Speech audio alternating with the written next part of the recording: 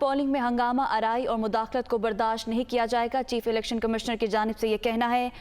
عوام بلا خوف و خطر پولنگ سٹیشنز آئے، پولنگ میں بد امنی پھیلانے پر موقع پر گرفتاری کی جائے گی۔ چیف الیکشن کمشنر کی جانب سے یہ کہنا ہے اور ان کا کہنا ہے کہ ہر صاف اور پرامن الیکشن کو یقینی بنایا جائے گا۔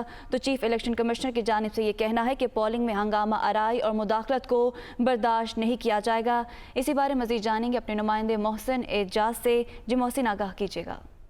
این 245 کے ضمنی انتخاب کے سلسلے میں چیف الیکشن کمشنر اس وقت مرکزی سیکریٹریٹ سے اس پورے پروسیس کی مانیٹرنگ کر رہے ہیں، اور آج کنٹرول روم کے دورے کے موقع پر چیف الیکشن کمشنر نے یہ کہا ہے کہ پولنگ میں ہنگامہ آرائی اور مداخلت کو برداشت نہیں کیا جائے گا۔ عوام بلا خوف و خطر پولنگ سٹیشنز آئیں، اور کسی بھی قسم کی قانون کی خلاف ورزی ہوئی تو اس پر الیکشن کمیشن آف پاکستان کی جانب سے فوری ایکشن لیا جائے گا۔ اس موقع پر چیف الیکشن کمشنر نے پولیس اور قانون نافذ کرنے والے اداروں اور جو ان کے اہلکار ہیں انہیں بھی چوکس رہنے کا کہا ہے، اور یہ کہا ہے کہ پولنگ میں بدامنی پھیلانے پر موقع پر گرفتاری کی جائے اور بلا امتیاز اور بلا تفریق ہر خلاف ورزی پر فوری ایکشن لیا جائے۔ اس کے ساتھ ساتھ انہوں نے انتخابی عملے کو بھی ہدایات دی ہیں، اور ڈسٹرکٹ مانیٹرنگ آفیسر اور مانیٹرنگ ٹیموں کو یہ کہا ہے کہ وہ بالکل متحرک رہیں اور تمام تر جو صورتحال ہے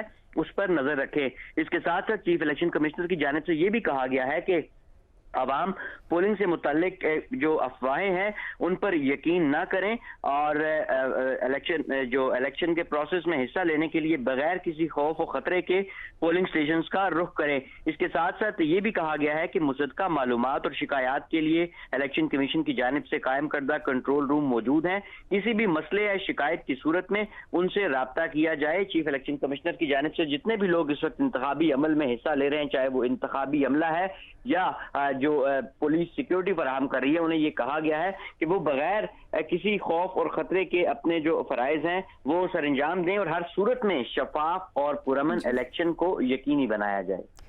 تو پولنگ میں بدامنی پھیلانے والوں کے خلاف کارروائی کی ہدایت دی گئی ہے۔ بہت شکریہ محسن اعجاز، ہمیں اپڈیٹ کر رہے تھے۔